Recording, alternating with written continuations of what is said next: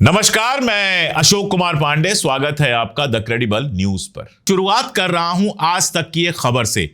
Writers की खबर दिखाऊंगा, सीएनबीसी की खबर दिखाऊंगा, बाकी खबरें दिखाऊंगा तो एक बार आपको लग सकता है कि ये तो मीडिया मोदी जी का सपोर्टर पता नहीं है कि नहीं है, लेकिन आज तक के बारे में तो आप जानते हैं कि आज तक हमेशा नरेंद्र मोदी की सरकार का सपोर्टर रहा है। वहां पर आज भी ये खबरें चलाई जा रही हैं कि सोना ना खरीदने से क्या फायदा है, कम तेल खाने से क्या फायदा है, और मोदी जी के हर डिसीजन को सही साबित करने के लिए आज तक और इस तरह के चैनल लगातार लगे रहते हैं। उसकी खबर जरा गौर से देख लीजिए।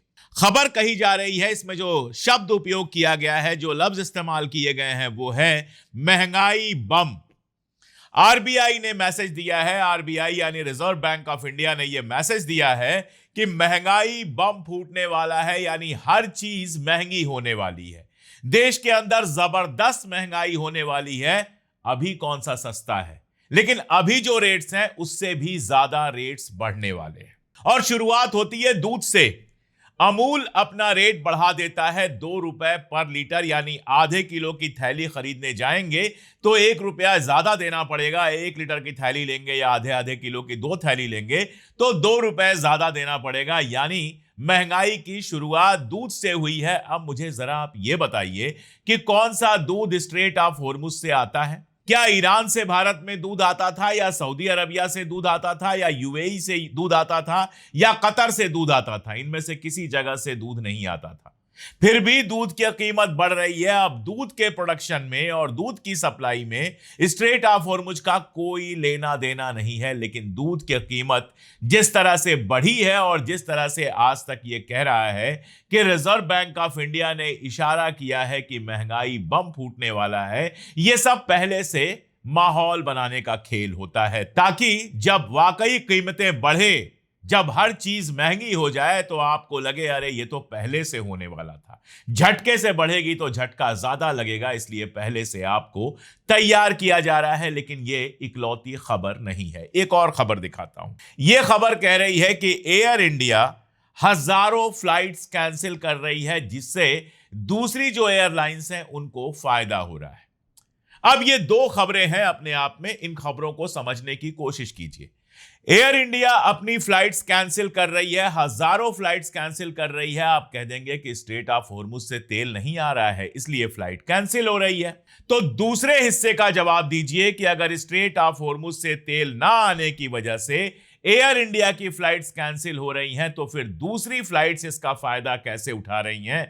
दूसरी जो फ्लाइट्स हैं, लुफ्तांजा है और बाकी हैं, उनके पास आयल कहां से पहुंच रहा है? इस सवाल को अपने दिमाग में रखिएगा, आगे इस पर बात करूंगा। तब तक मैं आपको तीसरी खबर सुनाता हूं। तीसरी खबर यह है, कल मैंने आपको बताया था कि अखबार यह बता रहे हैं कि रुपया एशिया की वर्स्ट करेंसी बन चुका है। कई लोगों ने मुझसे कहा कि आपने कैसे ये कह दिया, पाकिस्तान की करेंसी तो अभी भी इंडिया से नीचे है, बांग्लादेश की नीचे है, नेपाल की नीचे है, श्रीलंका की करेंसी नीचे है। बिल्कुल नीचे है, इसमें कहीं कोई दो राय नहीं है कि करेंसी नीचे है, कहीं कोई दो राय नहीं है। लेकिन जरा गौर से जो कल मैंने आपको ग्राफ दिखाए थे उनको एक बार फिर से देखिए। मैंने आपको यह बताया था कि रुपए की वैल्यू, जो इंडियन रुपए की वैल्यू है, वो पाकिस्तानी रुपए, श्रीलंका के रुपए, नेपाल के रुपए और बांग्लादेश के रुपए की तुलना में भी गिर रही थी। यानी पाकिस्तान का रुपया अब भी भारत के नीचे है, लेकिन उतना नीचे नहीं है जितना पहले हुआ करता था। थाईलैंड का एग्जांपल ले लीजिए, बहुत पुरानी बात नहीं है जब थाईलैंड का जो भाट था वो इंडियन रुपए के लगभग बराबर था, यानी यहां का 1 रुपए और 1 थाई भाट लगभग बराबर था, और आज 3 रुपए हो गई है 1 भाट की कीमत। तो यहां भाषण देने से या मुझे ट्रोल करने से कुछ नहीं मिलेगा। सीएनबीसी यह खबर दे रहा है कि दुनिया की सबसे वर्स्ट करेंसीज में शामिल हो गया है इंडिया का रुपया। यानी दुनिया के जो करेंसी सबसे खराब परफॉर्म कर रही हैं उनमें से 1 रुपया भी है। यानी रुपया दुनिया में सबसे खराब परफॉर्मेंस करने वाली करेंसीज में शामिल हो गया है। अब मेरा सवाल यह है कि चाहे वार हो, चाहे स्ट्रेट ऑफ होर्मुज का क्लोज होना हो, चाहे जो भी और कारण हो, वो केवल इंडिया पर तो लागू हो नहीं रहे, वो सारी दुनिया पर लागू हो रहे हैं। फिर इंडिया की करेंसी दुनिया की सबसे खराब करेंसीज में क्यों शामिल हो गई? इस क्वेश्चन को भी नोट करके रख लीजिए, आगे बात करता हूं। इसी खबर में आधी खबर यह है, आधी खबर और है, उसको भी गौर से पढ़िए। वो खबर यह कहती है कि इंडिया से जो इन्वेस्टर्स हैं, जो विदेशी इन्वेस्टर्स हैं, गैर मुल्की जो इन्वेस्टर्स हैं, दूसरे मुल्क के इन्वेस्टर्स जो भारत में इन्वेस्ट करते हैं, वो लगातार भाग रहे हैं। कल मैंने आपको बताया था कि उनका जो परसेंटेज है वो सिर्फ 14.7 के आसपास रह गया है, यानी 100 रुपए अगर भारत में इन्वेस्ट हो रहा है तो सिर्फ 14.5-15 रुपए विदेशी निवेश से आ रहा है, बाकी सारा पैसा हिंदुस्तान का ही लग रहा है। जाहिर सी बात है, फॉरेन करेंसी नहीं आ रही है। फाइनेंशियल टाइम ने यह रिपोर्ट किया था कि पिछले 2 महीनों में, अभी पिछले 2 महीनों की बात कर रहा हूं, जो हमारे यहां पोर्टफोलियो इन्वेस्टर्स होते हैं, उन्होंने इंडियन मार्केट से 2 ट्रिलियन रुपए यानी कि 21 अरब 21 अरब डॉलर निकाल लिए हैं। 1993 में पहली बार विदेशी मुद्रा के लिए, विदेशी निवेश के लिए, फॉरेन इन्वेस्टमेंट के लिए पहली बार हमारा मार्केट खोला गया था। और 1993 से लेकर अभी तक का अगर वक्त देखा जाए, अभी तक का दौर देखा जाए, तो यह साल अब तक का सबसे खराब साल बन गया है विदेशी निवेश के मामले में। यानी सब जोड़ लीजिए, महंगाई आपके यहां बढ़ने वाली है, सोने के रेट बढ़ा दिए गए, सोने के ऊपर टैक्सेज लगा दिए गए ताकि हमारी करेंसी थोड़ी बेहतर हो सके। हमारी करेंसी एशिया और दुनिया की सबसे खराब करेंसीज में शामिल है। महंगाई लगातार बढ़ने के संकेत आ रहे हैं, दूध की प्राइस बढ़ चुकी है, एयर इंडिया हजारों फ्लाइट्स कैंसिल कर रही है, दूसरी जो कंपनियां हैं वो उसका फायदा उठा रही हैं। और साथ में जिस तरह से नरेंद्र मोदी जी ने कहा है कि बाहर न जाओ, अगर लोग मानने लगे तो जो इंडियन ट्रेवल इंडस्ट्री है उसके अंदर भी बहुत बड़ा नुकसान होगा, बहुत ज्यादा घाटा होगा। और एक और सेक्टर जो अच्छा खासा रोजगार देता है, उस सेक्टर में भी मंदी, डिप्रेशन देखने को मिलेगा। और इन सब के साथ एक और खबर आप जोड़ दीजिए। मैं लगातार आज खबरें आपको दे रहा हूं ताकि आपके समझ में आ जाए कि यह केवल YouTube पे बैठकर की गई बकवास नहीं है कि देश आगे बढ़ रहा है या पीछे जा रहा है। ये वो फैक्ट्स हैं जो हमारे सामने अवेलेबल हैं। अगर आप भक्ति का चश्मा पहनकर इनको देखने से इंकार कर दें तो वो आपकी प्रॉब्लम है, वरना ये फैक्ट चीख चीख कर बोल रहे हैं कि देश की इकोनॉमिक हालत कैसी है और क्यों है। तो अगली खबर जो मैं आपको दे रहा हूं वो ये कि भारत सरकार ने चीनी यानी कि शुगर का जो एक्सपोर्ट होता है उसको बैन कर दिया है सितंबर तक के लिए। गोदी मीडिया आपको बताएगा कि ऐसा इसलिए किया गया है ताकि देश का जो शुगर है वो बाहर ना जाए और देश के अंदर शुगर की प्राइस ना बढ़े। गोदी मीडिया चाहे वो कोई भी चैनल हो, वो आपको यही बताएगा कि शुगर के प्राइस को कंट्रोल करने के लिए शुगर के एक्सपोर्ट को रोक दिया गया। अभी कुछ दिन पहले हमने पढ़ा था कि प्याज के एक्सपोर्ट को भी शायद रोका गया है। लेकिन असली वजह क्या है? असली वजह यह है कि पिछले साल शुगर का प्रोडक्शन हमारे यहां काफी कम रहा है और इस साल मानसून के कमजोर होने की उम्मीद है। इसका मानी क्या है? इसका मानी यह है कि शुगर प्रोडक्शन में कहीं ना कहीं प्रॉब्लम है। असल प्रॉब्लम क्या है? असल प्रॉब्लम यह है कि जो गन्ना किसान है, आप उठाकर देखेंगे, चाहे वो यूपी का गन्ना किसान हो, चाहे दूसरे स्टेट्स का, यूपी में प्रॉब्लम बड़ी है इसलिए मैंने यूपी का नाम लिया, उसको गन्ने का एक तो सही एफआरपी नहीं मिल रहा और जो मिल रहा है वो भी 2-2 साल 3-3 साल बाद मिल रहा है। ऐसी गन्ना कंपनियां हैं जो 2-2 3-3 साल पर भुगतान कर रही हैं। नियम बना था बाकायदा कि इतने दिनों के अंदर अगर भुगतान नहीं किया गया तो मुआवजा देना पड़ेगा, क्या करना पड़ेगा, पर डे फीस लगेगी, लेकिन कुछ लागू नहीं होता है। यूपी, खासतौर पे वेस्टर्न ईस्टर्न यूपी, दोनों जगहों के किसान सालों इंतजार करते हैं कि उनको गन्ने का पैसा टाइम से मिल जाए। गन्ने का प्रोडक्शन कम हुआ है, शुगर बाहर नहीं जाएगी, यानी शुगर के एक्सपोर्ट से जो फॉरेन करेंसी आती थी वो फॉरेन करेंसी इंडिया के अंदर नहीं आएगी। और इसके बावजूद आप देखिएगा, चूंकि शुगर प्रोडक्शन कम हुआ है तो शुगर की प्राइसेस भी बढ़ेंगी। जब बाकी सारी चीजों की कीमत बढ़ेगी तो शुगर की प्राइस भी बढ़ेगी। शुगर की प्राइस बढ़ने का मतलब है कि तमाम सारी चीजें जो मार्केट में शुगर के थ्रू बनती हैं, जिसमें शुगर का इस्तेमाल होता है, उन सब की प्राइसेस बढ़ जाएंगी। और इसके साथ जो जुड़ा हुआ है कि अगला मानसून अच्छा नहीं होने की उम्मीद है। इसका मतलब क्या हुआ? मानसून अच्छा नहीं होगा, इसका मतलब सारी फसलें, जितनी भी फसलें मानसून से तय होती हैं, राइस से लेकर दुनिया भर की फसलें, उनका प्रोडक्शन कम होगा। प्रोडक्शन कम होने का मतलब है उनका एक्सपोर्ट कम होगा, फिर फॉरेन करेंसी कम आएगी, और साथ में आपके देश के अंदर भी उनकी डिमांड तो कम नहीं होगी, डिमांड तो रोज बढ़ ही रही है। सप्लाई अगर कम होगी तो उनकी भी प्राइस लगातार बढ़ेगी, यानी आने वाले दिन के लिए भी कोई सुनहरा ख्वाब आपके सामने नहीं है। अब यह सवाल कि क्या यह सब कुछ सिर्फ और सिर्फ स्ट्रेट ऑफ होर्मुज के चलते हुआ है? बिल्कुल बेकार की बात है। अगर हमारी करेंसी दुनिया की सबसे खराब करेंसीज में शामिल हुई है तो यह सिर्फ स्ट्रेट ऑफ होर्मुज का मामला हो ही नहीं सकता। हमारी करेंसी तब भी बहुत तेजी के साथ गिर रही थी जब स्ट्रेट ऑफ होर्मुज क्लोज नहीं था, और स्ट्रेट ऑफ होर्मुज का असर तो दुनिया की सारी करेंसीज पे पड़ना चाहिए, चाइना पर भी पड़ना चाहिए, सारी करेंसीज पर पड़ना चाहिए। लेकिन युआन तो बड़ी तेजी के साथ बढ़ रहा है, बाकी सारी करेंसीज इतनी बुरी तरह से नहीं गिर रही हैं या बढ़ रही हैं। हमारी ही करेंसी अगर लगातार नीचे जा रही है, और बावजूद इसके कि हमारे पास विदेशी मुद्रा का भंडार ठीक ठाक है, ऐसा नहीं है कि हमारे पास विदेशी मुद्रा का भंडार नहीं है। विदेशी मुद्रा भंडार के मामले में हम दुनिया में चौथे पांचवें नंबर पर हैं। ऐसे ही सोना भी हमारे यहां काफी है, 800 टन से ज्यादा सोना हमारे पास है। यह सब होने के बावजूद अगर हमारी करेंसी लगातार गिर रही है, इसका मतलब बहुत साफ है कि स्ट्रेट ऑफ होर्मुज का कोई लेना देना इससे नहीं है। यह सारी की सारी नाकामी हमारी गवर्नमेंट ऑफ इंडिया की है। मोदी सरकार जिस तरह से इस देश को चला रही है, जिस तरह से इकॉनमी को चला रही है, उसके चलते ये सारी मुसीबत, ये सारी दिक्कतें, ये सारी गिरावटें सामने आई हैं। एक एग्जाम्पल मैंने कल दिया था, आज फिर दोहरा रहा हूं क्योंकि बहुत जरूरी एग्जाम्पल है।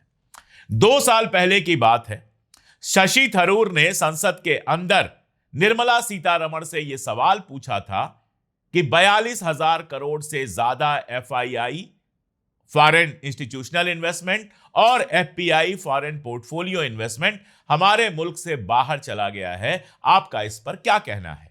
निर्मला सीतारमण, जो उनकी स्टाइल है चीख चीख के गुस्सा होके बोलने की, चीख चीख के गुस्सा होके वो ये बात कह रही थी कि एफपीआई आए या जाए, एफआईआई एफपीआई में कम एंड गो, आए जाए हमें कोई फर्क नहीं पड़ता।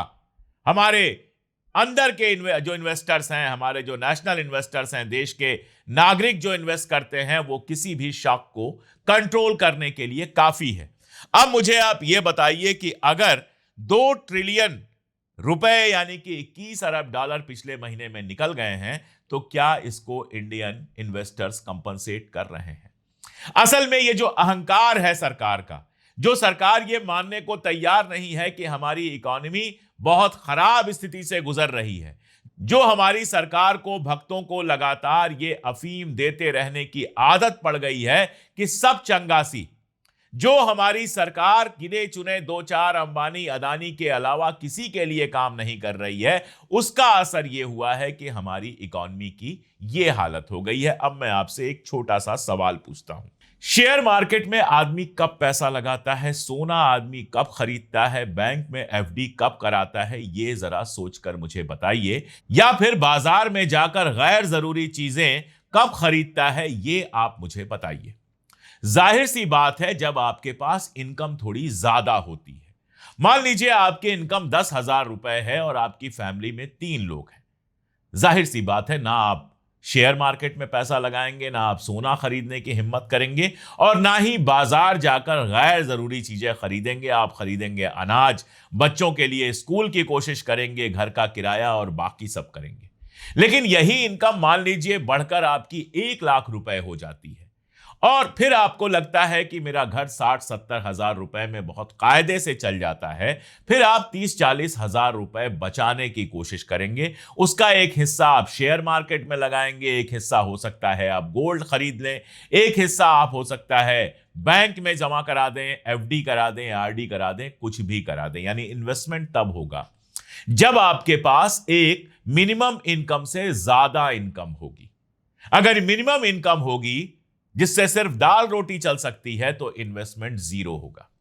अब इस बात को समझने की कोशिश कीजिएगा, पिछले 10 साल से हमारी इकॉनमी जिस तरह से चल रही है उसमें एक थोड़ा सा क्लास है जो टॉप का 4-5%, 6%, मैक्सिमम 10% आप कह सकते हैं, है नहीं 10%, 7-8% मैक्सिमम जो क्लास है उसके पास तो तोड़ के पैसे आए हैं, इतने पैसे आए हैं कि कोई कहना ही नहीं है। उनके शानदार महल बन रहे हैं, विदेशों में पैसा खर्च कर रहे हैं, सब कुछ कर रहे हैं अडानी, अंबानी और थोड़े से लोग, और जाहिर तौर पर वही ऐसे लोग हैं जो इन्वेस्टमेंट कर रहे हैं, बाकी सब कर रहे हैं। बाकी जो मिडिल क्लास और लोअर क्लास है, मिडिल क्लास भी हमारे यहां कहा जाता है, मिडिल क्लास जैसी कोई चीज हमारे यहां है नहीं। 80-90% लोग ऐसे हैं जिनके पास बेयर मिनिमम इनकम है, जो अपनी रोज की जरूरत में इतना परेशान है कि इन्वेस्टमेंट के लिए उनके पास पैसा नहीं है। यह एक बड़ी वास्ट संख्या है। अभी नोएडा में जो आंदोलन चल रहा था, क्या आपको पता चला कि वहां के मजदूरों को 15,000 की तनख्वाह मिलती है। मान लीजिए 15,000 हस्बैंड कमाता है और मान लीजिए कि 15,000 बीवी भी कमाती है। 30,000 रुपए में नोएडा या दिल्ली में आपके लिए दाल रोटी चलाना आसान काम नहीं है। अगर 2 बच्चे हैं आपके और उनको पढ़ाना है, इन्वेस्टमेंट आप क्या करेंगे? और यही हालत बड़ी जनसंख्या की है। कहने का मतलब क्या है?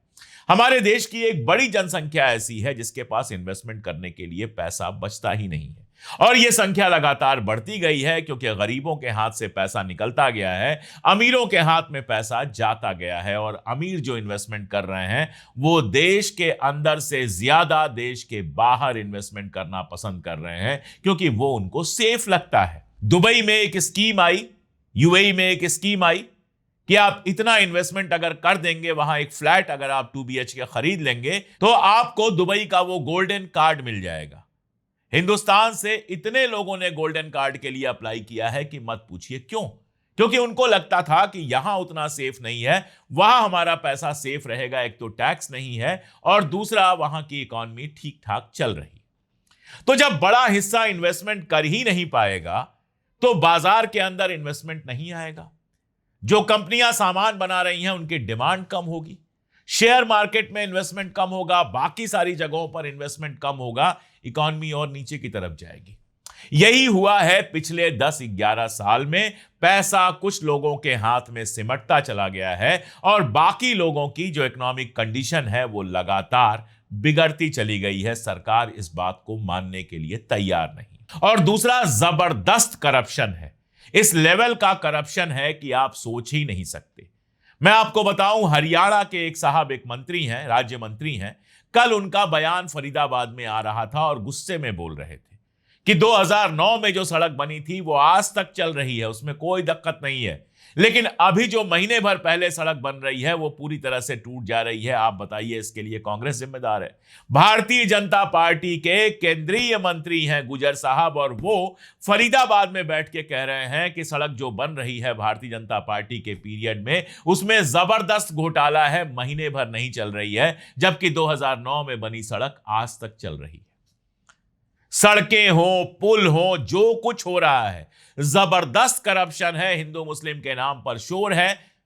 जो गोदी मीडिया है वो पूरी तरह से सरकार को बचाने में लगी हुई है और इसीलिए हमारी इकॉनमी में लगातार तबाही हो रही है। अभी एमएसपी आई है। एमएसपी क्या होती है? मिनिमम सपोर्ट प्राइस होता है।